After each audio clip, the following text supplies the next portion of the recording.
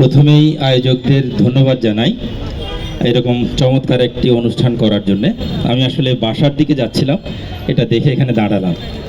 খুব ভালো লাগছিল অনুষ্ঠান।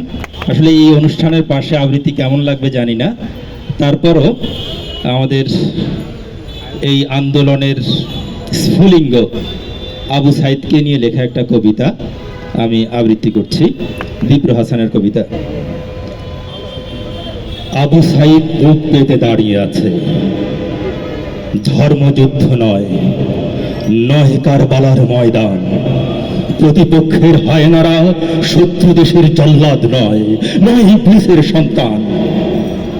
তবু তাদের বন্দুক থেকে মোহর মোহ বেরিয়ে আসা মৃত্যুদূত থামাতে বুক পেতে দাঁড়িয়ে গেল আবু সাইদ। ৭১-এর শত্রু ভূত স্টেন গান হাতে নেই, নেই মোলোটভ ককটেল।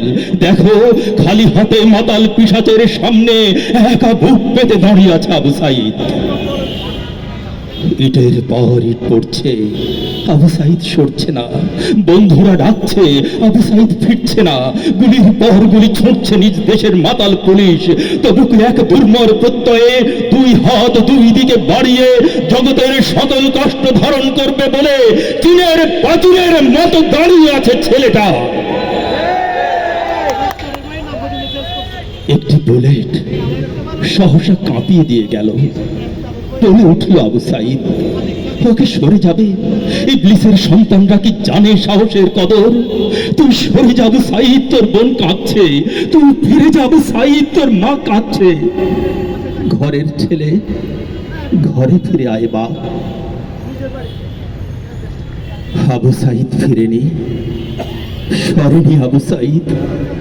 আবারও জামানার নকিব সাহসে উচ্চকিত করে শির, দুই দিকে দুই হাত প্রসারিত করে নির্লজ্জ পেটোয়া বাহিনীর সামনে সিনা টান করে দাঁড়িয়ে গেল।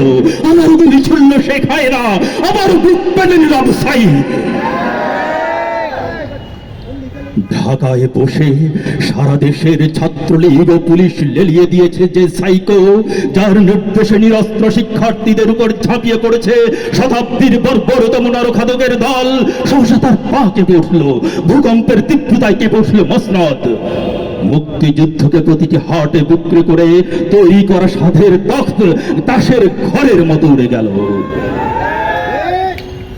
বুলেটের সামনে দাঁড়িয়ে আবু সাইদরা বলে গেল, বিভাজনের নামে এক দলকে কুকুর বলে অন্য দলের আশীর্বাদে জুলুম করার দিন শেষ। হে মাননীয় ইবলিস, এখানে সবাই মানুষ। তবু যদি তুমি স্বৈরাচার আর মুক্তিযোদ্ধা হও, তাহলে রাজাকারী হোক আমার আত্মপরিচয়ের শেষ দলে। তুমি কে, আমি কে? এই তুমি কে, আমি কে? এই ইনকিলাব, ইনকিলাব জিন্দাবাদ। এই আবু সাইদের রক্ত, এই আমার ভাইয়ের রক্ত বিনা যেতে দেব না। এই ইনকিলাবের রক্ত বিনা যেতে দেব না।